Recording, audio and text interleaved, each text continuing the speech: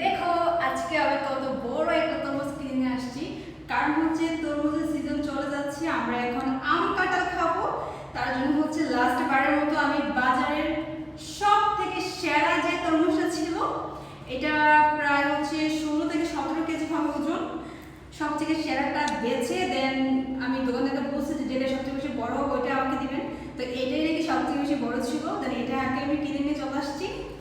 আজকে দেখাবো যে ভিতরের অবস্থাটা কেমন।